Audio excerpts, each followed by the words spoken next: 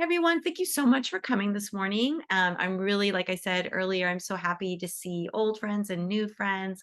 Haven't seen Michelle in forever, haven't seen Sharice in forever. So it's really nice to see you guys. So glad all of you are here.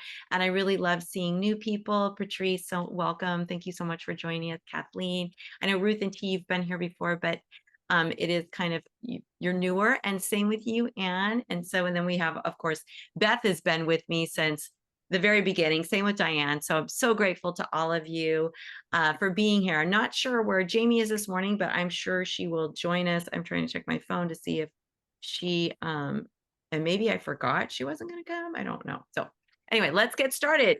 So we're going to talk today about hand positions and why we don't really use them in the let animals lead method of animal Reiki, but why we also don't say hands are absolutely forbidden. There are times when hands are comforting, hands are necessary. And like with our own animals, of course we can use hands. They know us, they trust us, they have a bond with us. That's much different. Although I will say that sometimes our own domestic animals are our best teachers, because when I was first learning animal Reiki, my dog Bruce would not even let me put hands on him at all, just would run out of the room. And I was like, this is weird. I should be able to touch him. But he was like, you got to learn your stuff before you touch me. But the good news is when he was sick, he would always come lay alongside of me and let me touch him because he knew that that was healing. But he was a really great teacher. He was a jackhole, but he was a really great teacher. That's how he taught me all my lessons. It was tough love, lady. So when we look to our own animals, it's again, that's where we want to really be open to what's being shown us, right? So if our own animals, like with Bruce, he's running out of the room. Well, I could take that a bunch of different ways, but I didn't want to put my own projections on it. So I just said, okay, it'll come to me. I'll figure out why he's running away from me. And I did. So Kendra, thanks so much for joining us. So glad you're here. And Gabby and Tammy, thank you. We've got lots of people joining us today. And I just want to take a minute and say hello. Kathy, thank you so much for joining us. So use the chat. You can use the chat to say hello. You can use the chat to ask a question. You can use chat just to voice an opinion. If someone says something that you agree with, it's really nice to get validation through the chat. So use it as much as possible, as much as you'd like. And so I see Gabby has used the chat here. Good morning. And no worries, you can come late, you can come on time, you can leave early. This is a really casual group. It's open to anyone and everyone who is an animal lover. You don't have to have animal Reiki experience. And we try to give everyone a chance to talk and say hi. So if you would like to talk, just you could do low tech, raise your hand, or you can do the hand emoji. And so I know that there's someone here who's joining us on the phone, and I don't know who that is. So if you want to give your name in the chat, that would be great. And if not, no worries. So just going back to this, with our own animals, of course, we're going to be able to use our hands, and they know us and they love us. And again, using your intuition, right? I could have taken what Bruce did when he rejected me personally. I could have gotten all emotional about it. I could have said, oh, I'm a horrible practitioner. But instead I said, okay, it's going to come to me why I did. And it did. It came to me because, just a couple of months later, he was sick and he laid alongside of me and he wanted my hands on him. But he was showing me, don't get used to hands. Come back, just use your energy, go inward, watch your energy go out. And I love that. And so that's one thing that our own domestic animals, when we look to them, they will show us it's okay to use hands with me, right? But it's not okay to use hands with a strange animal, an animal who's been abused. Hey, Mary Lynn. Hey, I'm going to put you, or if you put yourself on mute really fast, that would be great. That would be fantastic. We've got Chloe joining us. So we always want to be really sensitive when we're offering it to animals that are on our own, because you think about it, like humans, we love touch, right? Oh, we're all about touch. And when we see each other, I don't know, I'm a hugger. So if I see you, I'm going to hug you. I'm going to touch you. I'm going to touch your hair. I'm a toucher. But if I meet somebody for the first time, I'm not going to hug them or touch them without knowing them, because that would be really weird and off-putting if I reached out and went, "Oh, sure." Oh, or I don't know how many of us have ever been pregnant and people just come up and touch your stomach. You're like, I'm sorry, my body, my choice. Yeah, I don't like that. But we don't think about that with animals. Sometimes we get into the mindset, well, they need this. They want my touch. Maybe if they lay down next to you and they saw you, think, oh, well, they want my touch. They want me to be connected to them. So then we want to use our hands, but the reality is they might be next to us, but they still may not want our touch. It's a progression, it's slow process. And so we have to build that trust before we can then use hands. And what I always like to share too is, Kathy and Chloe, thank you so much. And Sue, thank you for joining us. And Gabby, so glad you're here again. I just wanted to give a shout out really fast. So we're talking about using our hands and the sensitivity. So when we're humans, of course, we want to use hands, but when we're meeting an animal for the first time, it's really important that we don't use hands, that we give them the choice. But also, what I like to share is that Usui, where this originated, where this whole practice started, right? Usui used meditation, just like the lead animals lead. Usui did not use hand positions. So Usui came down from the mountain, and what I find fascinating about his meditation on the mountain is, can you imagine? So he did the practice of Shigundo. Shigundo is the practice of meditating out in nature. And what we do know for a fact about Usui is, for 21 days, he meditated on Mount Karama. He meditated out in the, and did a fast, didn't eat, and he was out on this beautiful mountain. Think about all the animals that must have come to him during that time.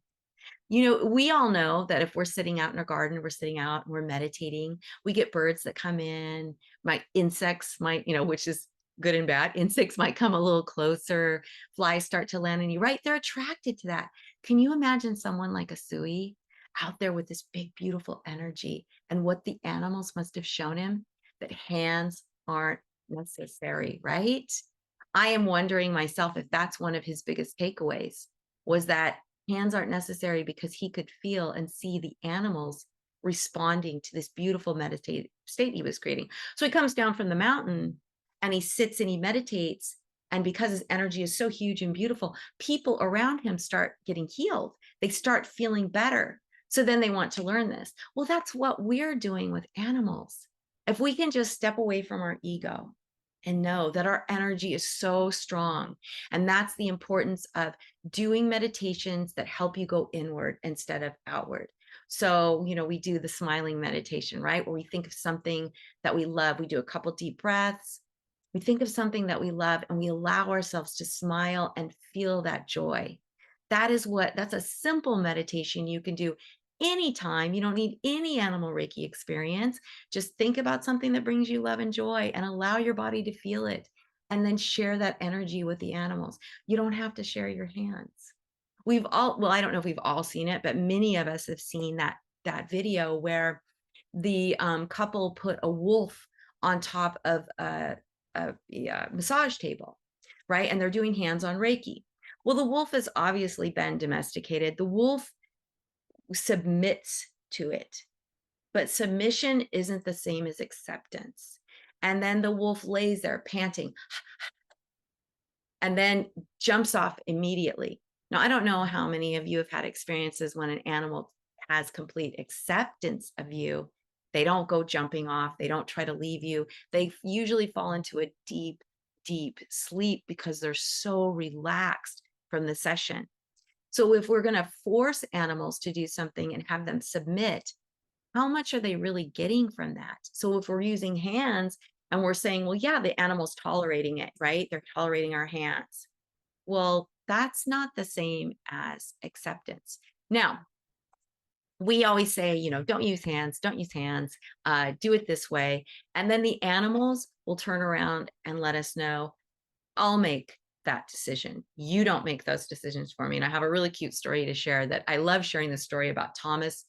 Thomas was a big, huge draft horse at Remus in Essex, England. And, Kathleen and I would go to England every year for a while so that she could teach a level 3. And she taught an equine Reiki class one time. And there was probably around like between 20 and 22 students at that time.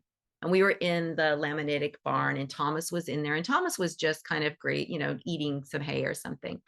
And Kathleen said, if you're going to use hands on horses, I'll always allow the horse to come up to you, right? So this is things for all of you too. Always allow the horse to come up to you. Do a gentle hand out, maybe one hand. And if they back up, you back up, no more hands. But if they come forward or they just stand there and allow it, then you can put your hand gently, like, on the side of the head. I always like the chest right here. The horses seem to really like that, but gentle, just a soft, soft touch. And then you could do your hands if you want to just kind of do it down. Horses are great about doing this. They flick their skin, just like if you were a fly, they'll flick you off. And sometimes they'll flick you, they'll keep flicking you until you get right down maybe to their rump.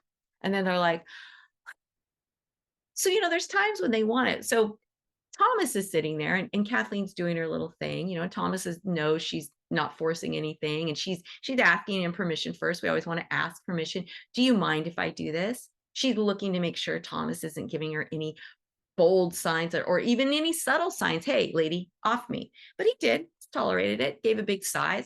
Okay, he wants this. So she's doing her little thing. So the 20 students are over here. And she said, now what I would never do is I would never have all of you stand around Thomas and share Animal Reiki, share meditation, because that would be really overbearing. Thomas lifted his head and said, I'm teaching this class.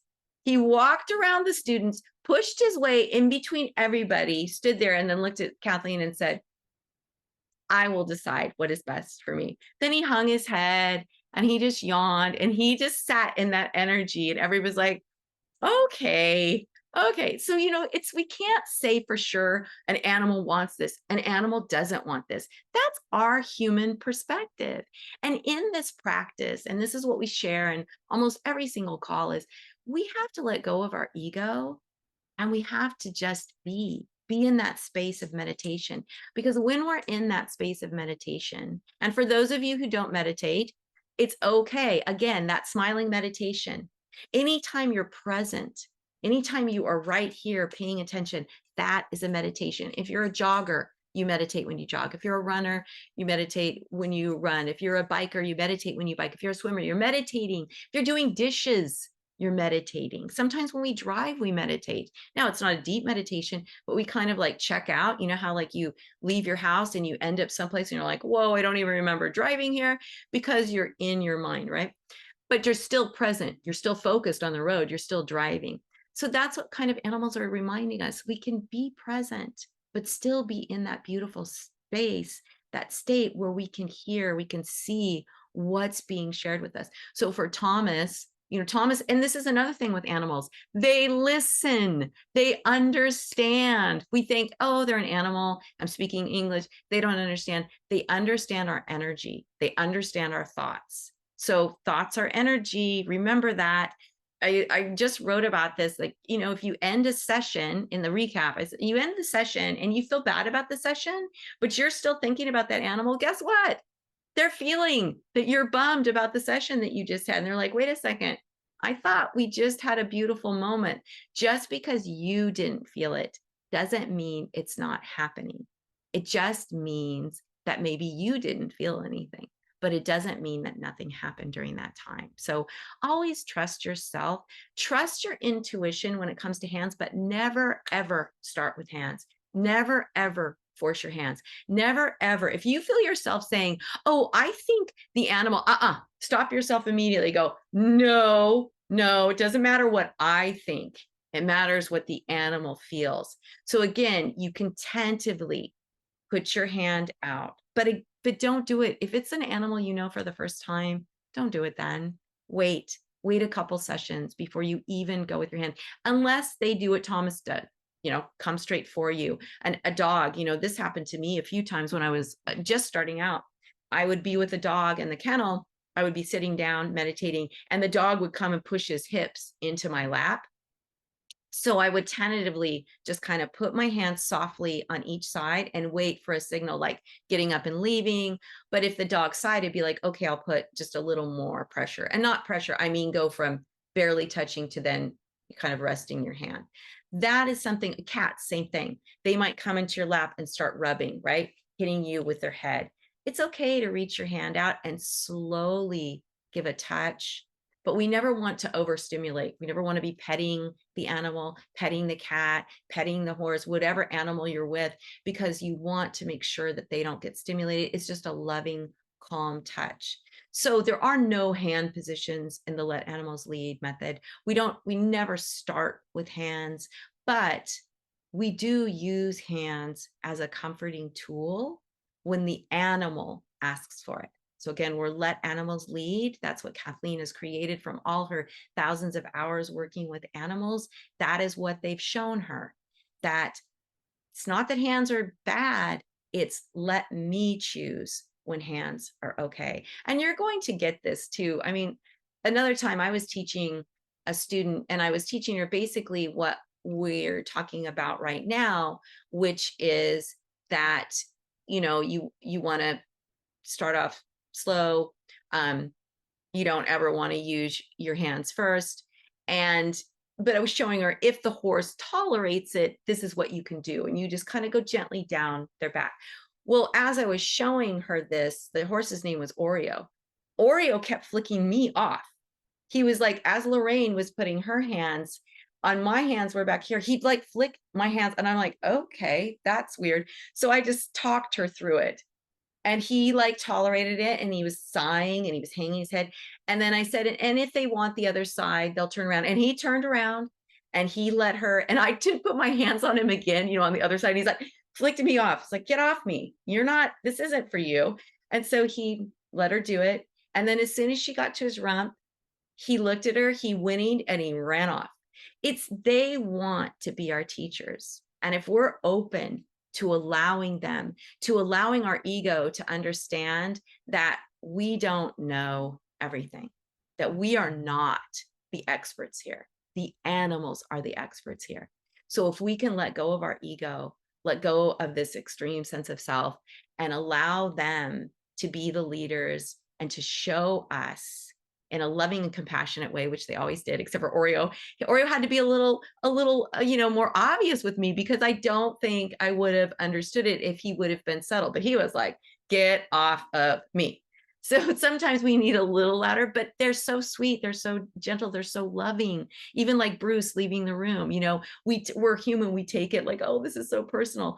But really, they're just loving teachers that are guiding us to a better way of being with them. They're guiding us to a better way of being with each other, where we can learn compassion, learn how to be with each other, learn how to effectively communicate and just hold space for each other without trying to fix. How many of us have friends that try to fix our problems instead of just being an empathetic witness, which is what animals do? Right? We're feeling sad, we're crying, our own animals may come up to us, or even sometimes if you're in the shelter and you're sad, other animals, they try to comfort you, right? But they don't do it by, oh my gosh, what's wrong? I need to fix this, or their little paws are all over our body trying to, no, they hold space and they say, it's okay. It's okay to be sad. It's okay to not feel good. It's okay to just let go and let it heal. You don't have to be perfect. And animals are such amazing teachers for this. So I know I've talked so long about this. I want to open it up to all of you. So again, you can raise your hand like low key and put your camera on. If you can't come on camera, I can see everybody who's not on camera. So if you want to unmute yourself, I can say, I can see that you've unmuted yourself. So then I can say, oh, I'll call on you. Also, oh, great, Susan. So Susan just unmuted herself. So I'm going to call on you in just a second, Susan. Thank you so much for that. Or you can go into chat and you can write your question and then I can call on you. So yes, Susan, I would love to hear what you have to say about this. Well, I do have a related question. Yeah. And I hope it's not too personal. I mean, unique and not relevant. I have noticed that over the last 6, 8 months, my meditation has evolved, and I think it's refining. I have no idea, but my my question is, I know when the meditations are taught, at least during the classes, they're very specific and they're very in they ask for us to be intuitive, but they're very directive too. So my question is, I've tried to intuit the various cats' relations or reactions to this new twist in my meditation, and I get nothing. So I'm wondering if it's one, okay, and two, should I be sticking to the cardinal rules?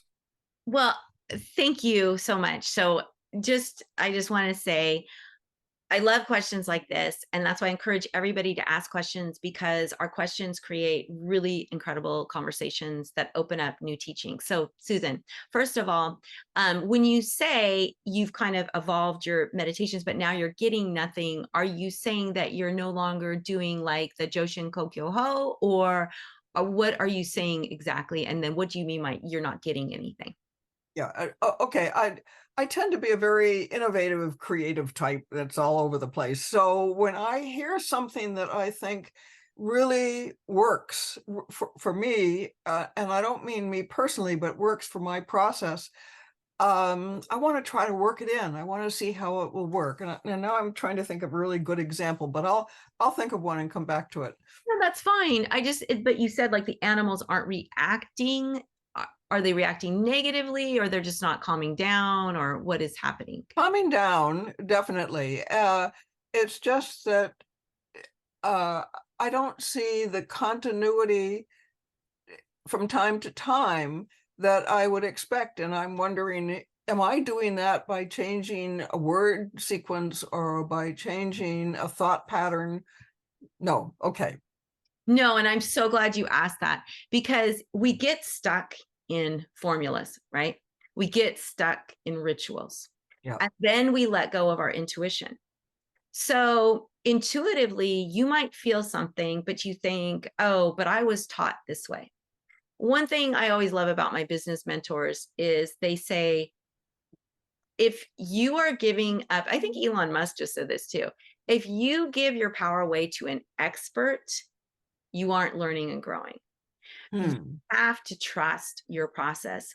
So the meditations that we teach in our classes, so for those of you who don't know, we do a Joshin Kokyo Ho, which is a Shinto practice. It's a very ancient meditation. We do this here. You breathe in through your nose, you ignite a light at your belly, and then you visualize that light expanding into every cell of your being and out into the space around you. So that's called the Reiki space meditation. It's very easy.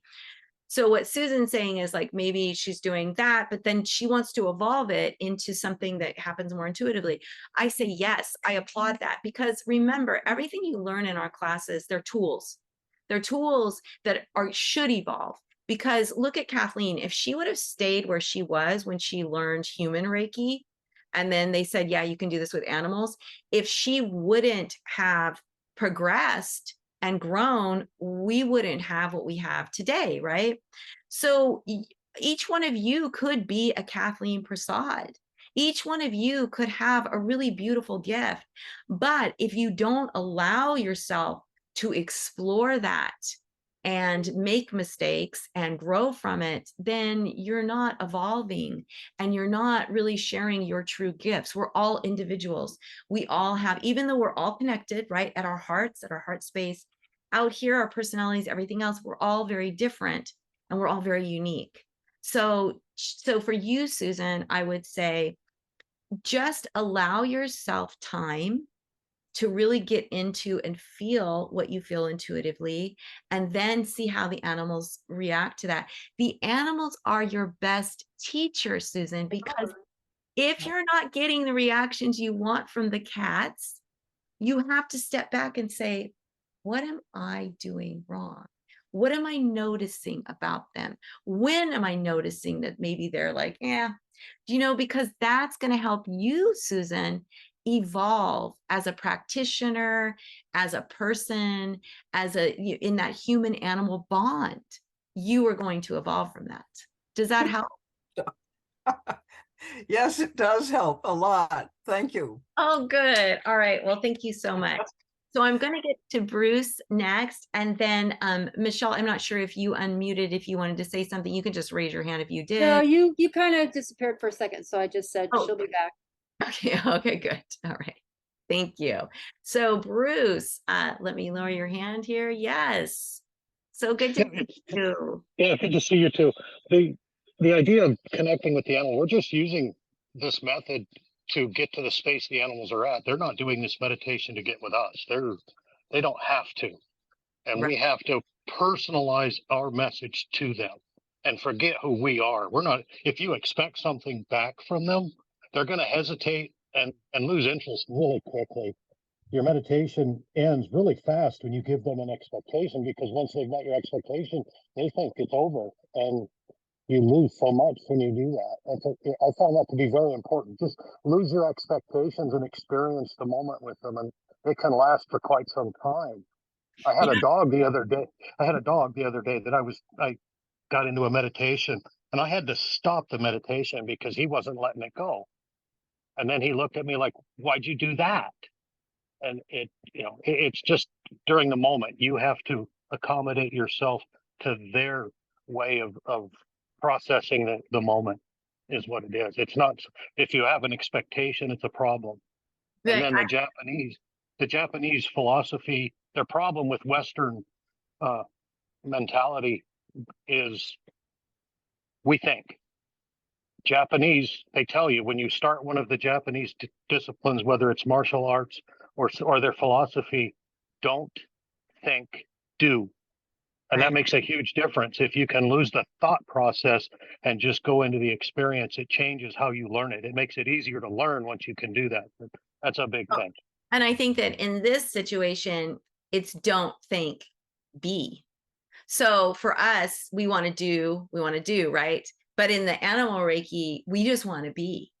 We just want to let go. But I love what you said too, also about expectation. When we go in with expectations, we've already put a lot onto this connection. We're already putting our own agenda onto this connection, and we really want to back off and let that go. So I love that Bruce said that. It's like you go in with expectation, you've already kind of set the meditation up for not for failure, but not for great success, because you've put your own attachment to what you expect to happen. And it's not like the animals, like what Bruce said, it's not like the animals aren't going to connect with you. They might, but like he said, if they meet your expectation, they might just go, okay, we're done because I met your expectation. So I connected with you for a few minutes. Okay, bye. We don't know how deeply that goes. So why would we want to set ourselves up for failure before we even get started? So I love that Bruce, that is so true about the Japanese cultures. It's for martial arts, because it's a very physical thing. It's don't think, just do. For animal Reiki, it's very passive, right? Don't think, just be. And I love that you brought that up, Bruce, because that could be our new calling card, right? Don't think, just be. And that is really what this practice is. We don't want to be thinking, we don't want to be putting our own expectations, judgment, attachment to what should happen on the session before it even starts. And that's something transparency is something I struggle with every single session. I don't care. You go to sit with a tiger and meditate. Come on.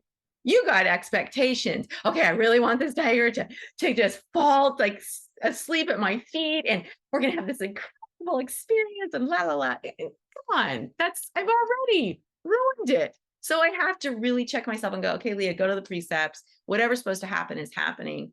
And when I do that, I know I get the best sessions. I remember I was doing that with one of the tigers. She was in with the little liger at care. And the liger is this huge, huge 900 pounds, I think he is, lion tiger. He's enormous. And so I was just doing the session, and then, he's on his back and he's got his foot up. Blah, who that's pretty cool. So if you can let go of your expectation, something like that can happen. But if I'm sitting there being needy, then I'm blocking that because my emotions are like walls. So my attachment is a wall, my nervousness is a wall, my anxiety is a wall, my, attachment to this has to look a certain way because there's people watching.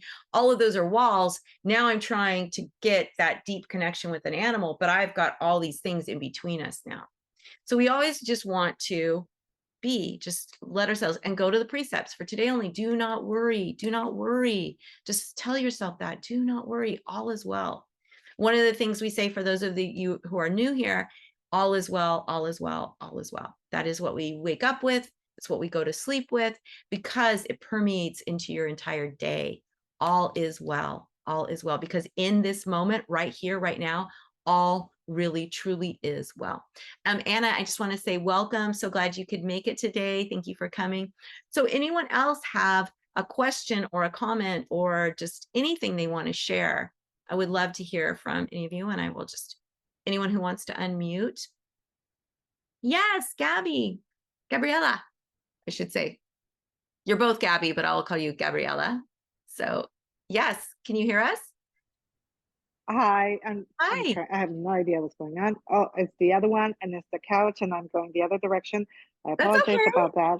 So anyway, no, we were talking about expectations, and I think that's the beauty about children.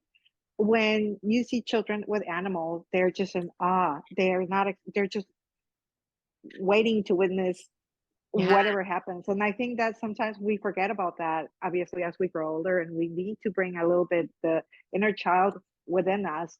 I don't know, I think bringing the inner child with us, especially when we're with animals. Sorry, there's a parrot and there's, I think that helps a lot. To me, it helps. Remembering how you felt when you were a child and you were with animals, that helps. Yes, I love that. Thank you so much. I just wrote that down because it goes back to the beginner's mind, right? Like a child's mind. Yeah, without expecting, just witnessing that miracle. No expectations whatsoever. Just witnessing, like you just said, witnessing a miracle. You're with this tiger, you're with this bear, you're with a snake. Maybe a bird, a hawk comes down and says hello. So yeah, oh my gosh, Gabriella, thank you so much for that. I really appreciate that. Was like going with that mentality. I remember when we went with the horses and we started chanting. And I've never chanted with horses. And to me, it's been nothing tops that.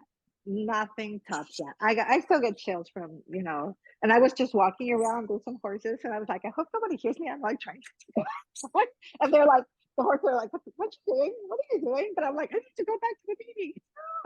Yeah, but that was amazing. Yeah. Looking forward to it again.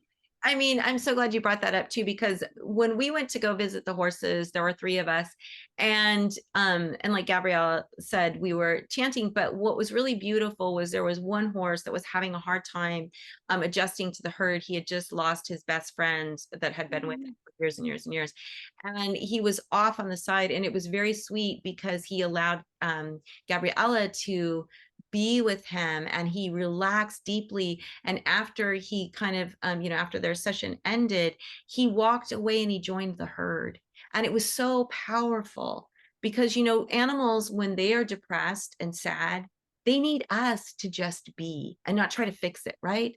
To be that empathetic witness to their pain and just hold space. And then the horse, after Gabriella shared that beautiful experience, decided that it was to go join the herd. So thank you so much for bringing that up, Gabriella. I want to get to Charisse because I want to make sure we have it. Thank you so much.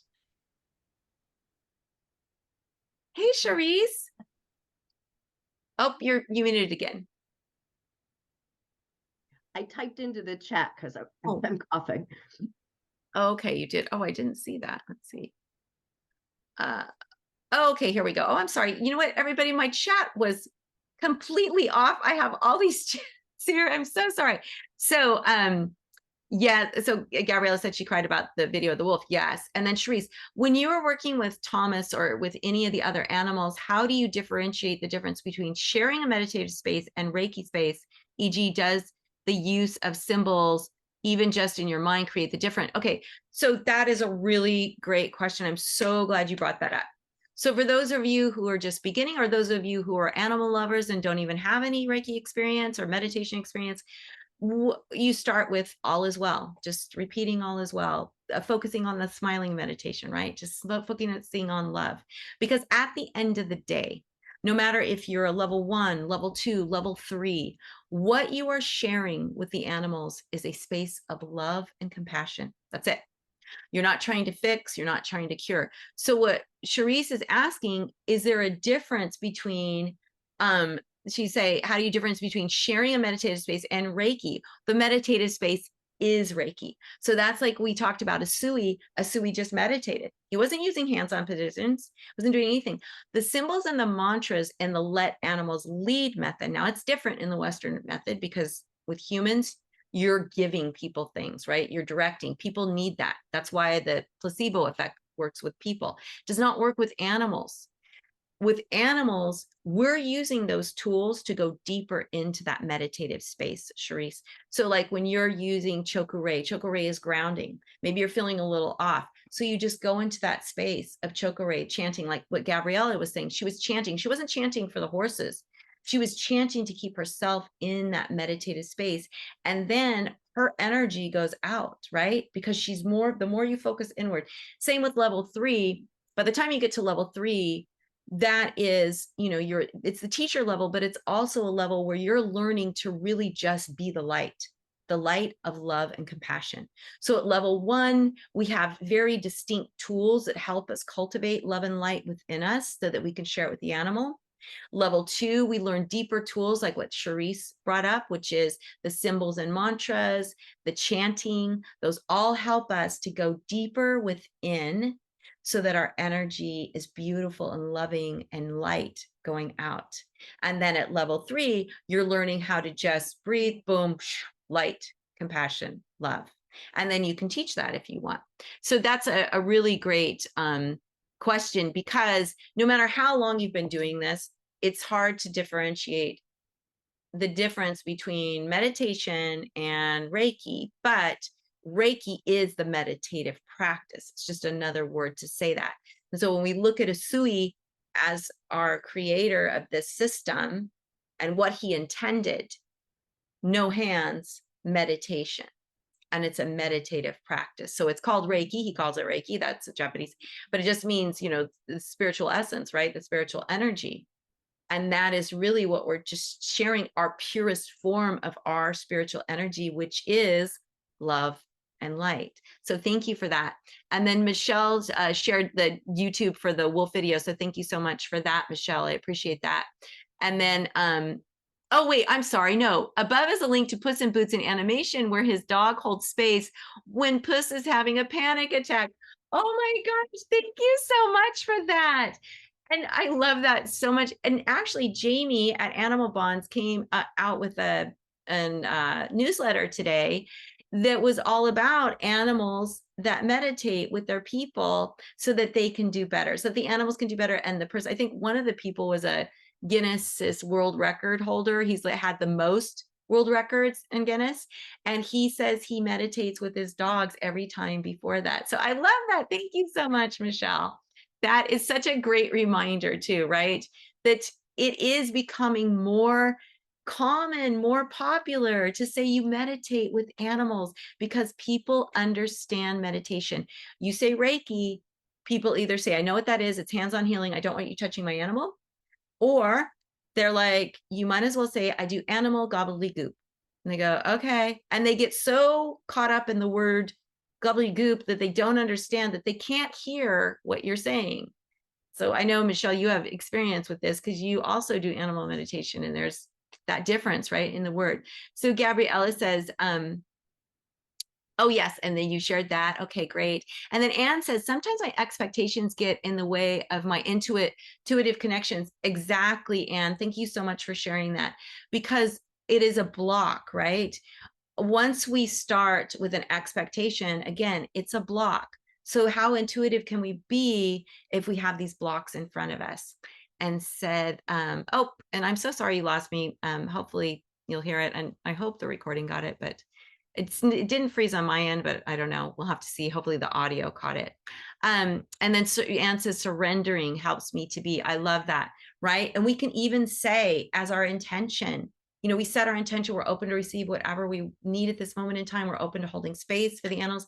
We're open to surrendering our expectations and our you know, attachments to how this should look. That's a great thing. Thank you so much for that, Anne. And then Kathleen says, oh, what do you surrender to, Anne? I don't know if you want to unmute yourself, and then Mary Lynn will get to your statement in a minute. So Anne, if you'd like to answer that, that'd be great. Well, I just surrender to the divine, like to the universe, and to be led to through my intuition, basically. So using that word surrender helps me to connect to my intuition that way. Yeah. Okay. Yay. Okay. That was a very good explanation, because surrendering to the universe is a beautiful thing to do, right? To know that there is something bigger than us. We can let it go and it's taking care of us. I love that so much, Anne. Thank you so much for that. And then Mary Lynn says, do I approach my meditation as a practice for myself in order to positively affect the animal? Yeah, that's a great question. If you want to unmute Mary Lynn, yeah, there she is. So are you, again, it kind of goes on what we were just talking about, approaching meditation as a practice for yourself. That is what the Let Animals Lead method is. So Susan was saying, you know, earlier that we have these meditations, right, that we learn in the classes. So there's, if you're interested in learning, you can go to the Sarah site. There's always a level 1. If you already have Reiki experience, you want to study with me, I have the Animal Reiki for Reiki practitioner coming up. And then there's always level 3 and level 2s going on as well. But you learn these very specific meditations that will help you to get into the space. Now, they're only specific meditations because this is what some of them were Asui taught, some of them are ones that Kathleen created, but they're just tools to help you. Now, it is said that Asui, the symbols were just training wheels for people. It's because once you get used to that, right, you can let go of your training wheels. So these meditations, it's the same thing like we were talking about with Susan. They're just training wheels to help you get deeply into that meditative space.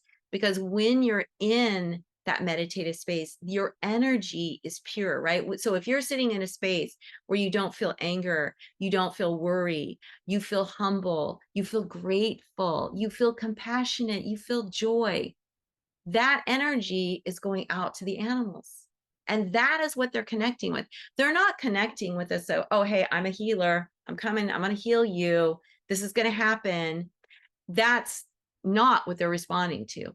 They're responding to our beautiful, loving, open energy. So, Mary Lynn, and I'm not sure if you want to unmute yourself to ask anything more about this, but approaching the practice for yourself is key, because when you start with you, then you can share. And so you're still on mute. I don't know if you were talking, Mary Lynn, but you're still on mute. Oh, thanks, Michelle. I appreciate that.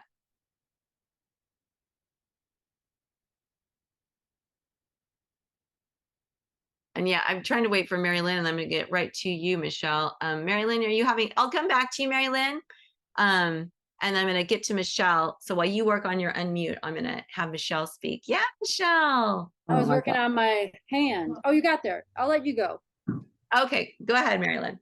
Oh, okay. Thanks, Thank you. Michelle. Yeah, the reason for that question is because to me, that's how we drop the expectation. Right. Yeah. If you go inward, you can just let go. That's a really, really valid point. I love that, Mary Lynn, because, and I'm going to just write that so I don't forget, when we meditate for ourselves, then we can easily let go of the expectation. So if you, yeah, for the animal. because And I love that. Thank you so much for that. Again, this is why we have these open conversations, right? I am sharing what I know. It's my own personal experience, my own personal perspective. All of you have your perspectives, your experiences, and together as a community, we just expand even further faster, right? By yourself, you can grow.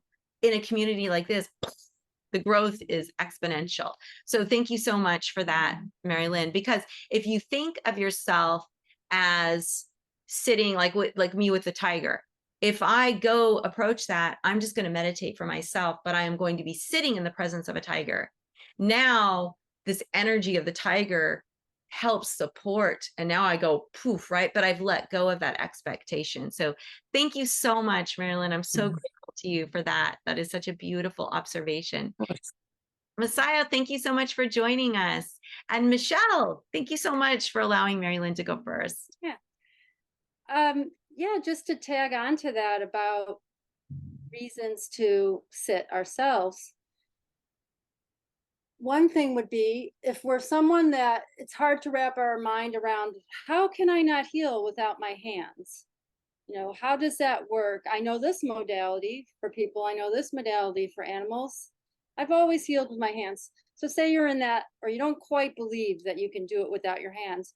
The more that you will sit yourself and prove to yourself by what you experience, the more then you'll believe it and you'll know it to be true for yourself, that you don't need your hands or anyone else's hands on yourself to feel that inner peace. Then it's going to prove to you, oh, yeah, this works for me. This is going to work for other sentient beings.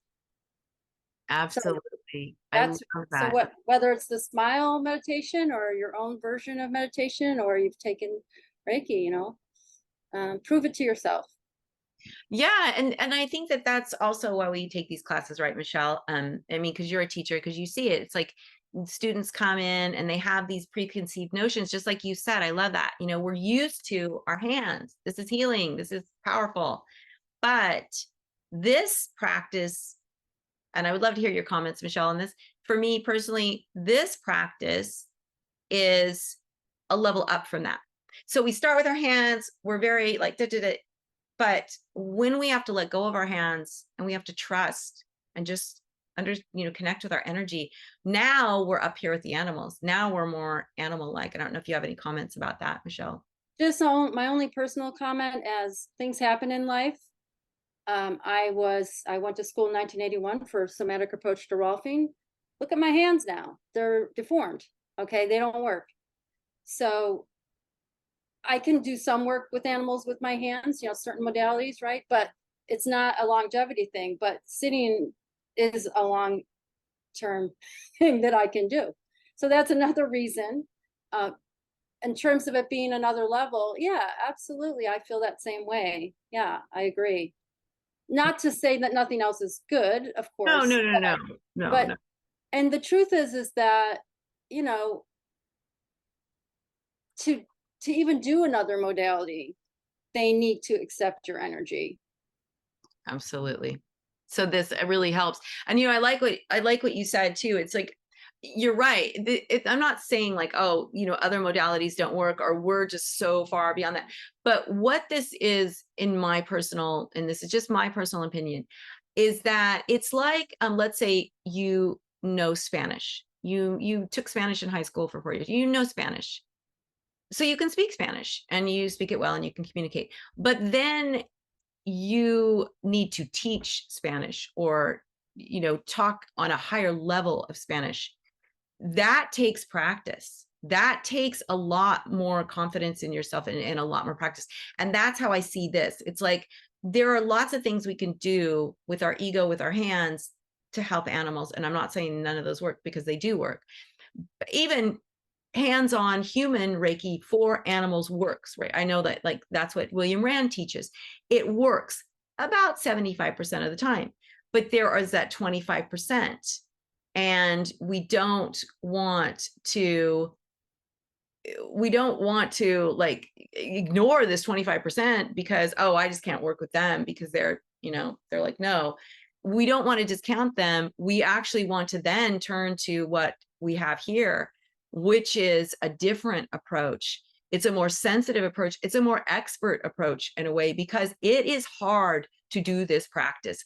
You know, we can do all these little things that help us have these great relationships, but it's really hard. Like I was saying, you know, transparency. It's hard for me to let go of my expectations when I sit with a tiger. It's like, that's my dream animal. And so I'm like, oh my God, it's like being with a rock star, you know, I just, but I can let it go, because I know in order for me to get the best experience possible, in order for me to be of best service to them, if they even want my help, like you go to care, the animals are so happy there. It's these animals don't need me to try and, you know, help heal them. They're there for me. They're there to help me. But if I can let that go and just go inward, now I can have that elevated experience. Now I can understand more deeply. Wow. And that's what we were saying, you know, I was saying to Susan, trust your intuition. If your intuition says, I feel like I just need to focus on, you know, love, or I need to focus on joy. I feel, gosh, focusing on joy is really important right now. Trust your intuition. You don't have to follow these steps. They're just tools. They're training wheels like a Sui had, you know, and you're going to let those go and you're going to evolve. And so, yes, Michelle, being fluent and yeah, shelter Reiki, you know, and then that's the word humble. Yes, we got to be humble. We have to get, but that is, you know, if we look at ourselves as humans, it's very hard for us to be humble every day, to let go of our ego. It's very hard for us to live without anger, especially in the times that we're living in now. It's very hard for us to live without worry, but we can do it. It just takes practice. And the animals are here to help us with that practice. So we have time just for one more quick question or comment or whatever. If someone wants to raise their hand, I would love to hear from somebody. If any of the new people just want to say hi, that's totally fine too. Love to hear from you. And I saw Monica, I saw you came, and I meant to say hey, and I think I got Sue and Anna and Maceo. But so Monica, it works in a shelter in Croatia with 500 animals. And I always am so grateful when Monica, hi Monica, you unmuted. Hello, everyone. I love it when Monica comes, because obviously she's in Croatia. It's a different time zone, but I really love the stories that she has to share with us, because in where she is, you really have to, a lot of these animals come from abuse. You can't use your hands. And she has a really beautiful blog on the Sarah site about a dog that they rescued that was scared of people. And there's a little video of how Monica didn't give up on her, you know, just after a couple of weeks of just always sending her love, always telling her she was safe, meditating with her. There's a little short video of Monica meditating, and Hart has squeezed herself in between Monica and the fence, and Monica is slowly touching her. So again, it goes with our touch theme today. Monica wasn't using hand positions. She was using her hand as a loving way to touch Hart and give her comfort. And I don't know, Monica, if you want to say something about that. Yeah, I really have experiences almost every day that prove me how powerful all these tools are. Because, you know, working with 500 dogs every day for hours, it's really stressful and hard and sometimes very frustrating. But yeah, sometimes it's just a minute when you realize, yes, that's it, and it's working for me, and it's working for animals around me. So I have many stories. Every day I have something new. I love that so much, because I mean, all of us can imagine we've been in a shelter. And can you imagine 500 dogs? You're working there for hours and you're seeing the worst of humanity. You're seeing cases of these animals and you know, crowded conditions, everything, and you want the very best for them. And the best way we can do that is exactly what Monica's doing. She's shining her light. And not only does her light help others, by shining it out, guess what? It's being mirrored back. And that helps her to find that strength. Monica, you unmuted again. Did you want to comment on that? I just wanted to thank you for everything, for all your words over and over. And you always help me a lot with being strong, I would say, and being the light.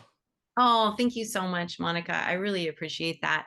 Because for me personally, this practice is life-changing, and it is something that I love sharing this. That's why I do these free calls, because for me, this is a gift that we can give and change the world, especially when, there's 22 people together, all of us, right? Imagine if we each just touch 10 different animals. That's 220 animals that we have touched and hopefully changed. And for Monica, she's got all these animals, and every day she's, oh, and Anne says yes, thank you, Anne.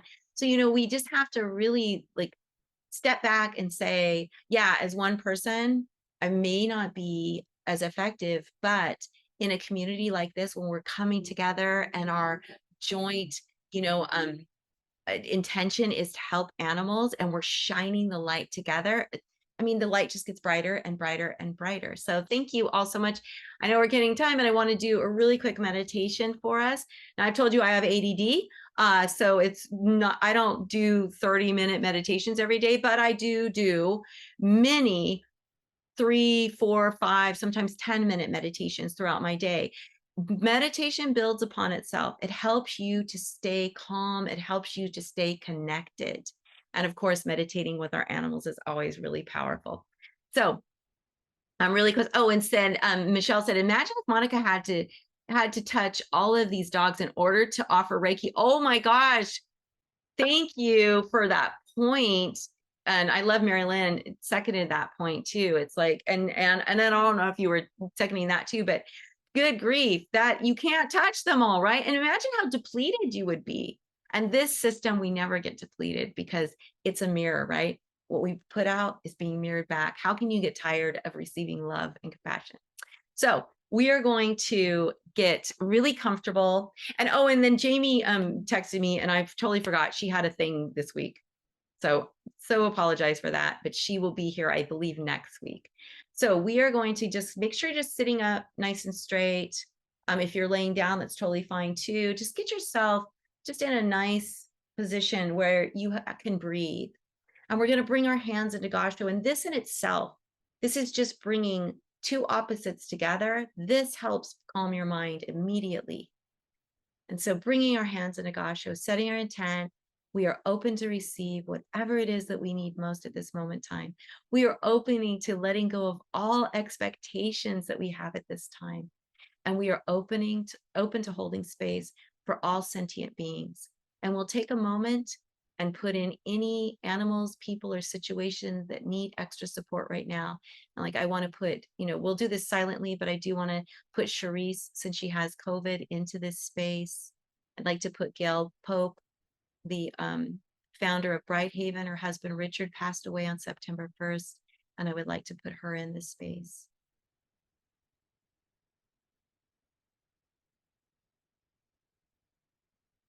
And whenever you're ready, put your hands face up or face down on your lap and just focus on your breath, breathing in through your nose, pulling your breath deep into your belly, and then slowly releasing your breath out your mouth as if you were blowing out a straw.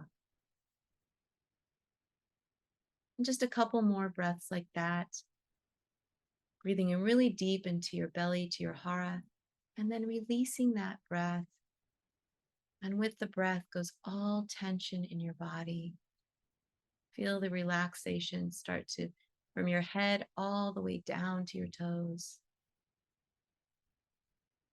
Beautiful space of relaxation and calm.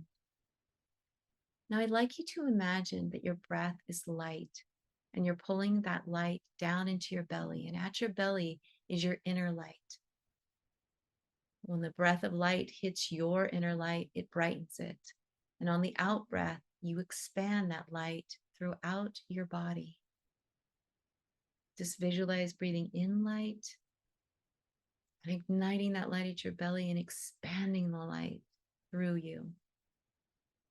Your light can be orange, purple, blue, green, whatever color you see. This is your own beautiful healing light.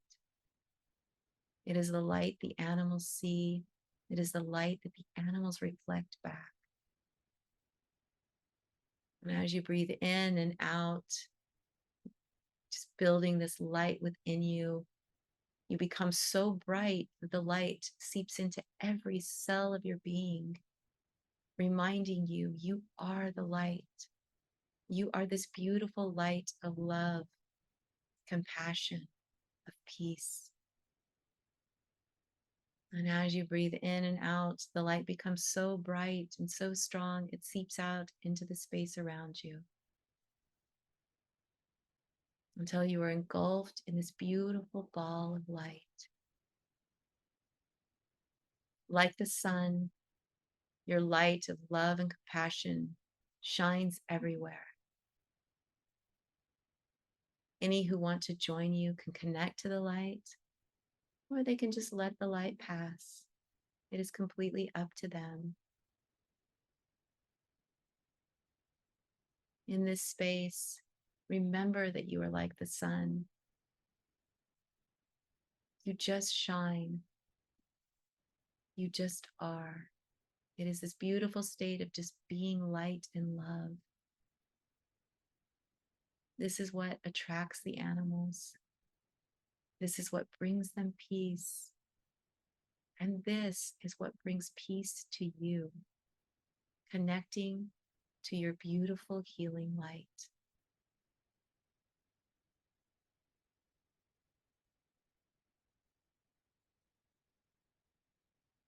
And we're going to slowly start to bring ourselves back into the room, back into our bodies. But I want you to set your intention to keep this beautiful space within you throughout your day, into your night, into tomorrow, to your week, knowing that anytime you feel out of sync with this light, you can just focus on your breath, focus on igniting the light at your belly and expanding that light into your entire body and into the space around you. This is a very easy, beautiful meditation. This is the Joshin Kokyoho meditation, and you can practice this as often as you like. It's a beautiful way to bring relaxation to your body. So we bring our hands into Gasho and we give thanks to ourselves for being here and for all who joined us.